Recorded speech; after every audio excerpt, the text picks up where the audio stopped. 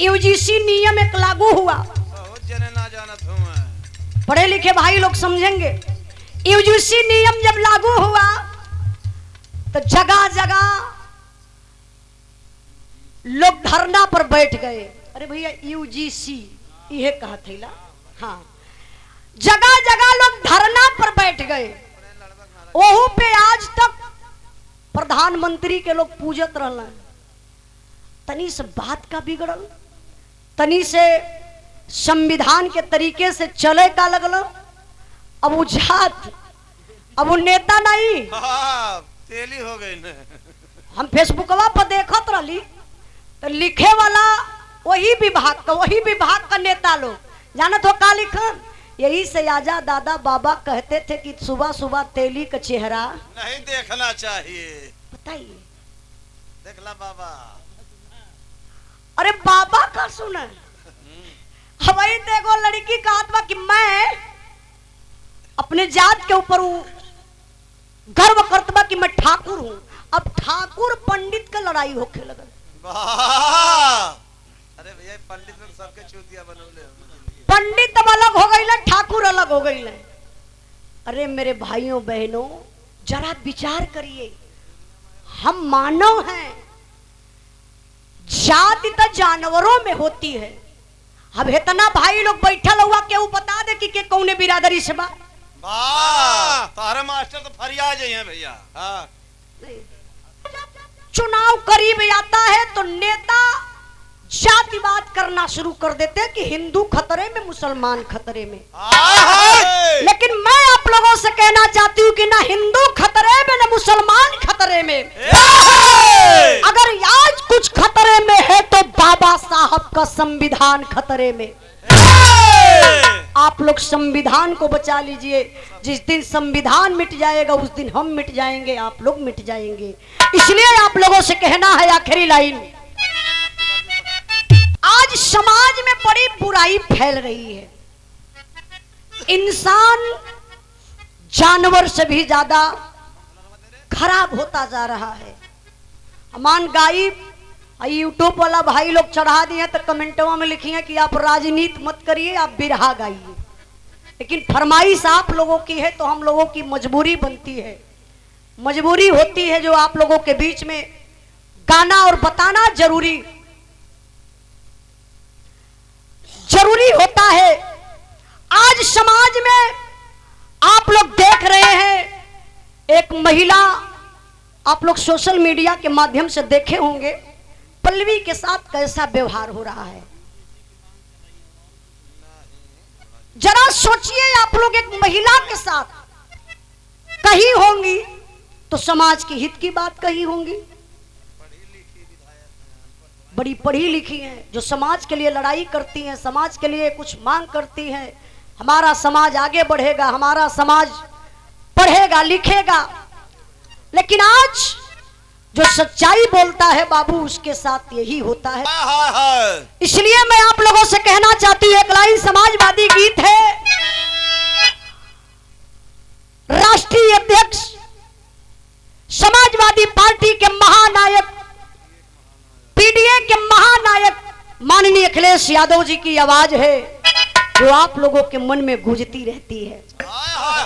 क्या मास्टर साहब, यही आवाज है और आप लोगों से निवेदन है। क्या मास्टर साहब, पीडीए के लोग अब हो जाता यार हो,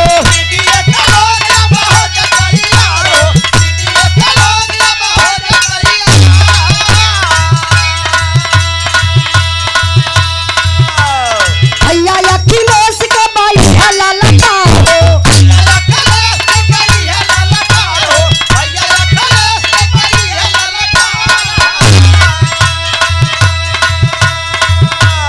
पीडीए के लोग अब हो जाता यार हो, भैया अखिलेश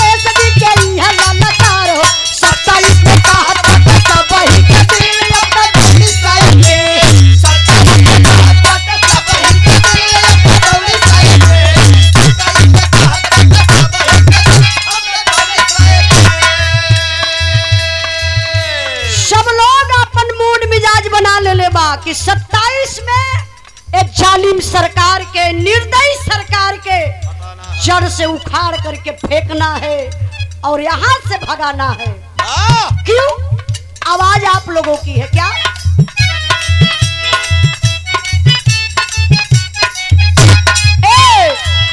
खा रही है देश को ये बढ़ती महंगाई,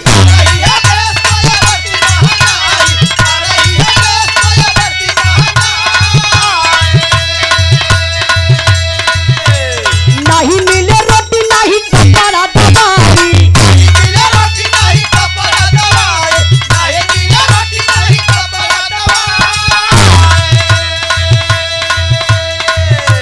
सत्ताधारी समझे न बाटे बुझे दिल अब तक चली गई।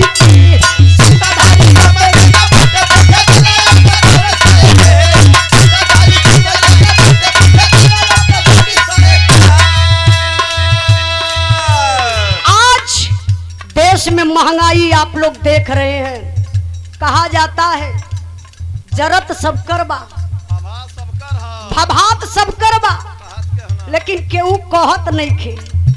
महंगाई से खाली यही रे परेशान ना हो, महंगाई से सारे लोग परेशान हैं। आज जे अपने बेटवा बिटिया का ब्याह शादी करत बा, ओकरा दिल से पूछा बाबू आज सोना चांदी कितना महंगा हो गया। 1,45,000 के ऊपर तो सोना गयल बा। 60,000, 1,60,000। अच्छा बतावा, गहना बनवावे आप लोग जइबा तो हमके लगत बा कि 10 लाख 20 लाख का इंतजाम करबा तब जाके सोनारे के दुकानी पर आप लोग जइबा। अमीर तो अपने बिटिया बेटवा का ब्याह कर लई, ये सब चाहत हम बिया बंद हो, लेकिन हई गरीब लोगन के दिल से पूछल जा, इहे कहा जाला कि बेमौत मारना, इहे बेमौत बा। महंगाई बा, पहले वृद्धा पेंशन चलत रहल, चच्चा बुढ़ा गईला आपके समाजवादी सरकार में वृद्धा पेंशन मिलत रहल, ई पेंशन खत्म हो गई। वही पेंशन के चलते घर में बहू बेटा सम्मान करे कि अरे बाबूजी 2000-3000 पावल महीनवा में, कम से कम वही के बहाने लोगन का सेवा हो सम्मान हो। लेकिन आज बुढ़वन का भी हक छीन लिहल गयल, विधवा का भी हक छीन लिहल गयल, बेटिन का भी हक छीन लिहल गयल। पढ़ल लिखल भाई लोग बेरोजगार होके घरे बैठल हुआ, आत्महत्या करने पर आप मजबूर हो जा रहे हैं। इसलिए मैं आप लोगों से कहती हूँ, अपने गीत के माध्यम से आखिरी लाइन है, समाजवादी पार्टी के सच्चे सिपाही जो सोशल मीडिया के माध्यम से आप सबके बीच में हमेशा तत्पर तैयार रहते हैं, आकाश यादव सैदपुर गाजीपुर के धरती से हमारे बड़े भैया जी की तरफ से 101 रुपए का पुरस्कार। भैया के बहुत बहुत प्रणाम। जय समाजवाद। कहना है क्या?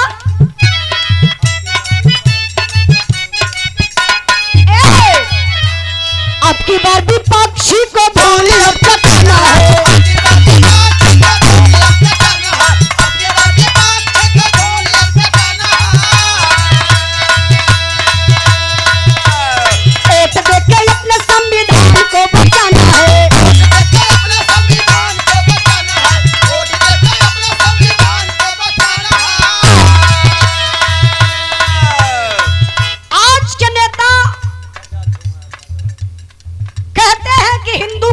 मुसलमान खतरे में।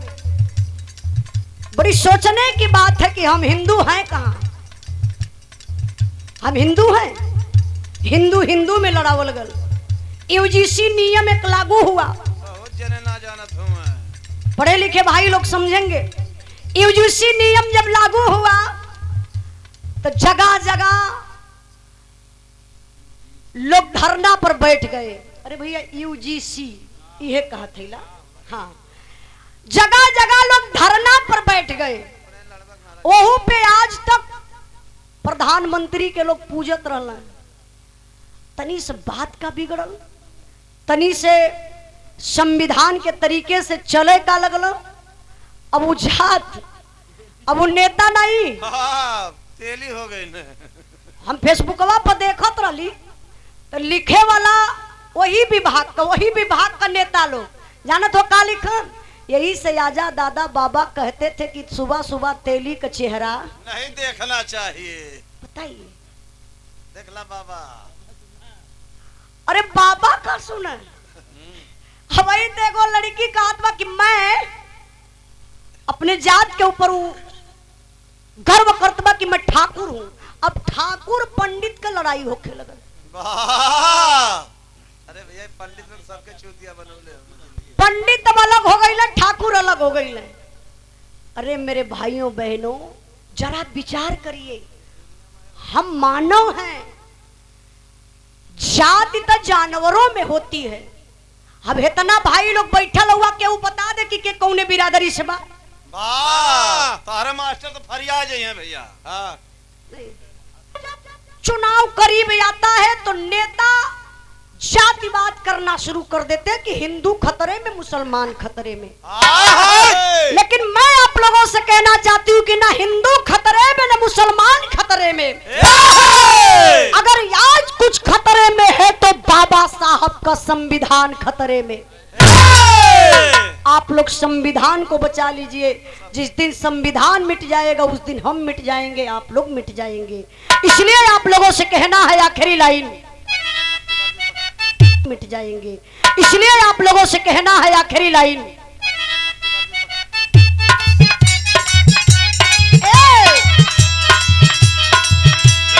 अब की बार भी पाक्षी को धूल अब चटाना है।